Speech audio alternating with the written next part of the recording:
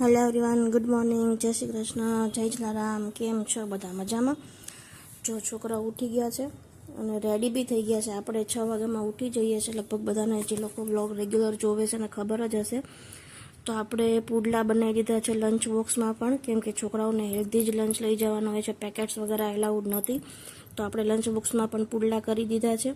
તો જો પુડલા નાસ્તાના બી રેડી છે, લંચ બોક્સમાં લઈ જવાના પણ રેડી છે. અને જો છોકરાઓ નાસ્તો પાણી કરી અને નીકળી ગયા છે સ્કૂલે જવા માટે. આઈ થિંક 6:20 જેવું થાય છે, 6:25 જેવું. ત્યાં તો છોકરાઓ જતા રહેશે બે.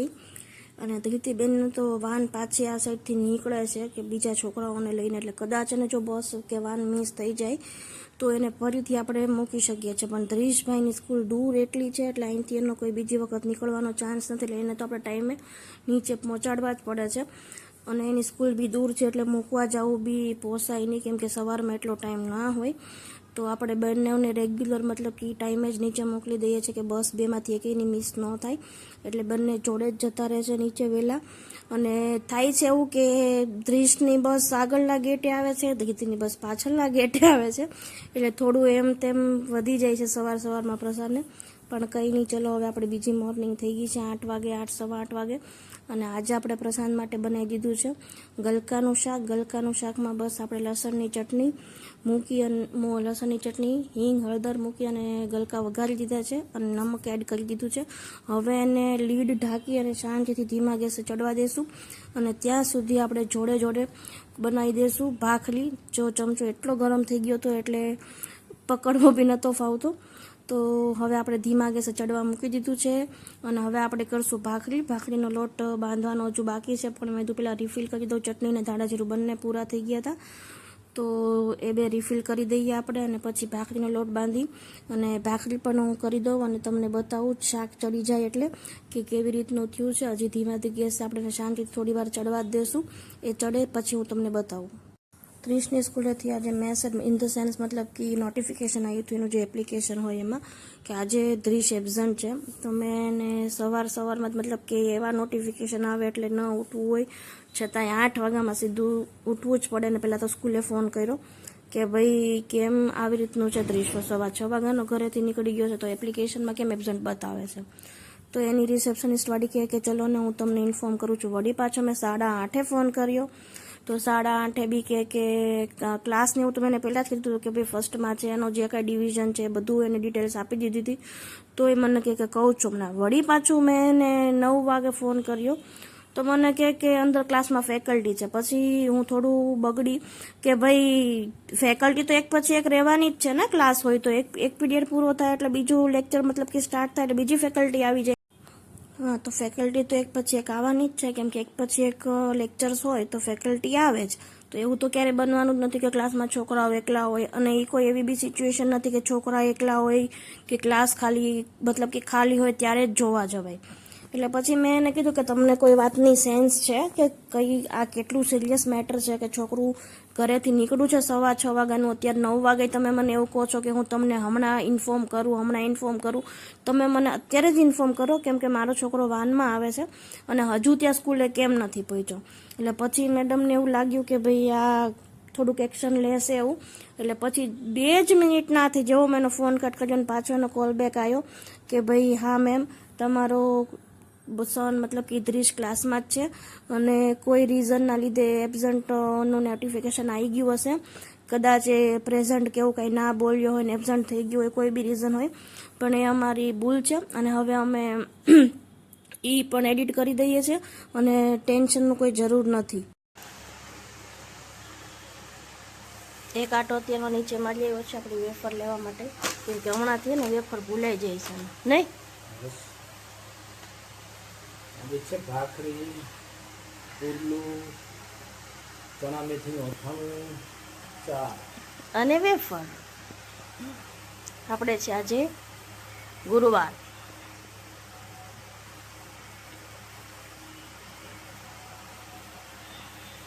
પેલી વેફર નથી ખવાણી અને પ્રશાંતે પુડલું પડતું મૂક્યું છે, એ તો ફેંકવામાં જ જશે પુડલું તો, કેમ કે હવે કોઈ નહીં ખાય.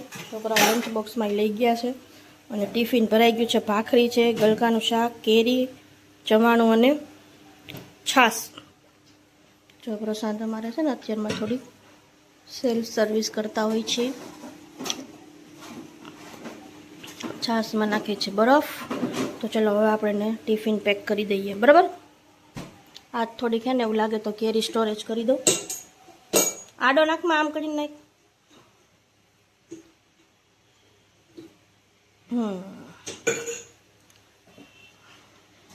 સ્ટોરેજ કરી નાખું કેરી. આની નથી કરવું. સારું, ચલો 1 વાગી ગયો છે. 1 નહીં, આમ તો 1:15 વાગી ગયો છે. અને છોકરાઓ આવી ગયા છે સ્કૂલેથી અને બેસી ગયા છે જમવામાં છે ગલકાનું શાક, ભાખરી અને કેરી. આજે નકરા ગલકાનું શાક કર્યું છે, સેવ ગલકાનું નથી કર્યું, બરાબર ને. શાક પણ આ જાજુ હતું, ગલકા જાજા હતા. અને આ છે આપણી કેરી. આજે ગુરુવાર છે તો આપણે નકરી કેરી જ ખાવાના છીએ. ઓકે, ચલો તો જમી લઈએ શાંતિથી પહેલાં. તો જો આપણે બોટલ આપણે રેડી કરી લીધી છે. અને આ છે આપણો સ્ટોક કરેલા આમળા. બસ આટલા જ હોય છે. આખી બેગ સ્ટોક કરી દીધી, સ્ટોરેજ કરી હતી. તો જો હવે આપણે આપણા આમળા લઈ લઈએ છીએ.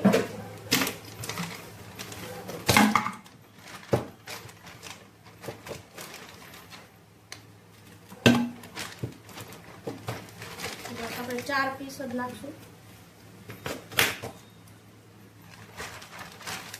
હજી પડ્યા છે એ પછી પાછો કાલકા પરમદી કરી દઈશું.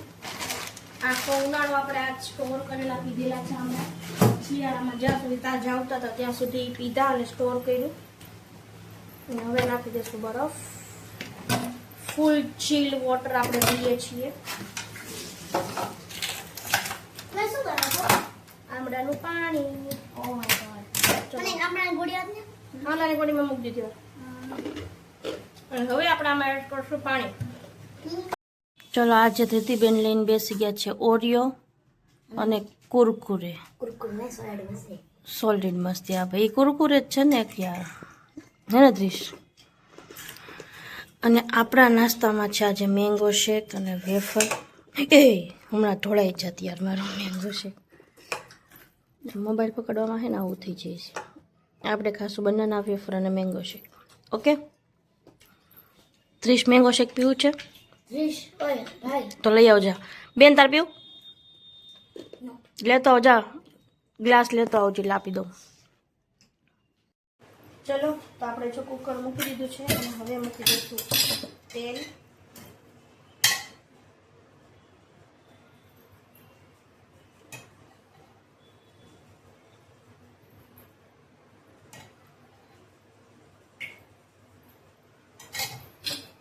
આપણે આજે બધું પ્રિપેરેશન કરી લીધું છે. જો સાબુદાણા પલાળી દીધા છે અને ખીચડી આજે અમારા 3 નાના છોકરાઓ પૂરતી જ ખાવાની છે. પ્રશાંતને નથી ખાવી, એ ભાખરી ખાવાનો છે. તો એને આપણે ગરમ ગરમ ભાખરી જમવા બેસશે ત્યારે ઉતારી દઈશું. તો ચાલો, તેલ હજી નથી આવ્યું ત્યાં સુધીમાં આપણે જે કંઈ રેડી કરવાનું બાકી છે કરી દઈએ. લીમડો લઈ લઈએ.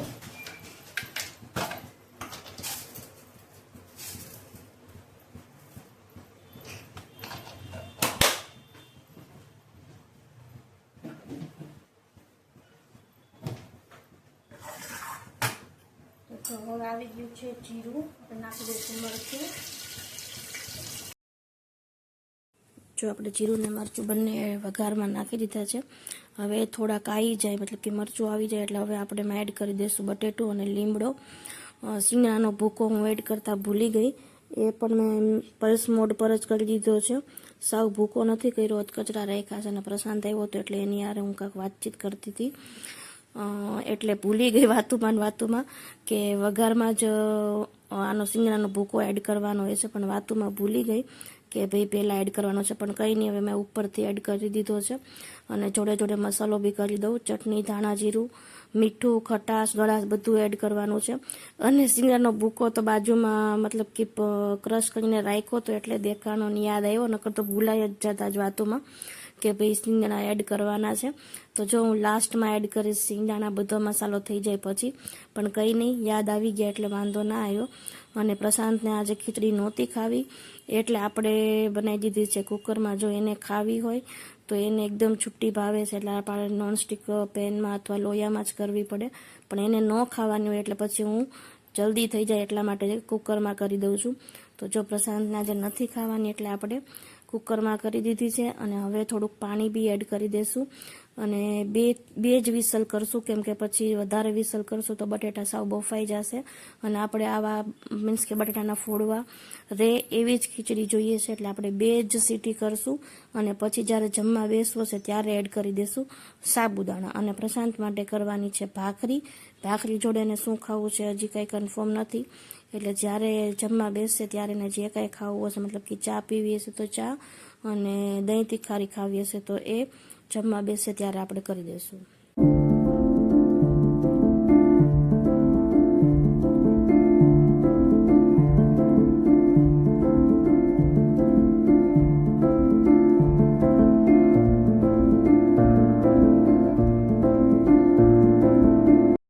તો 8 વાગી ગયા છે અને આપણે રસોઈ થઈ ગઈ છે.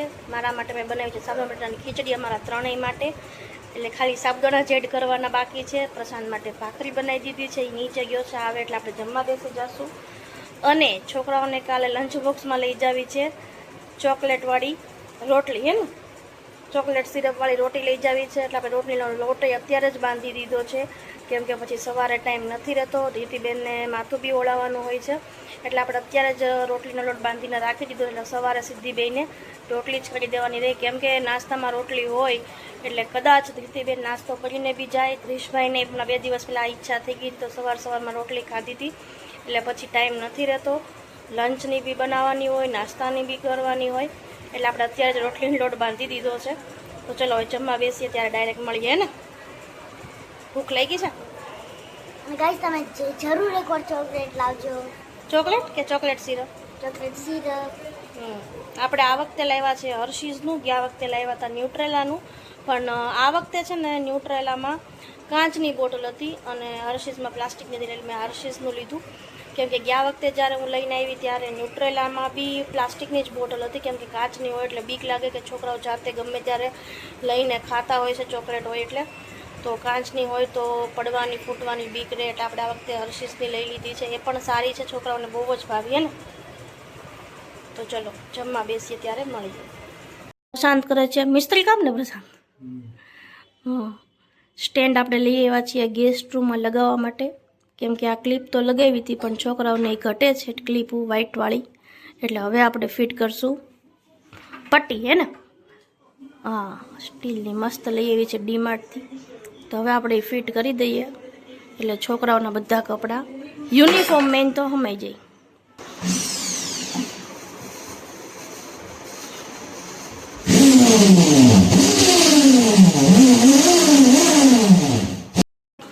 અગાઉ કહી દીધું હતું એમ, સાબુદાણા બટાટાની ખીચડી છે આજે અમારા ત્રણેય માટે, અને પ્રશાંત માટે છે દહીં ને ભાખરી. બરાબર પ્રશાંત?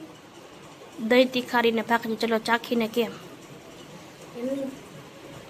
લસણની ચટણી આખી નથી ગઈ ને, જોજે જી મસ્ત તરે રીતિ. ગાઈસ, બહુ મસ્ત છે, તમે જરૂર ટ્રાય કરજો, લાઈક સબસ્ક્રાઇબ તમે બધી કરજો. અને હવે આપણે જમીને સૂઈ જાશું, હે ને.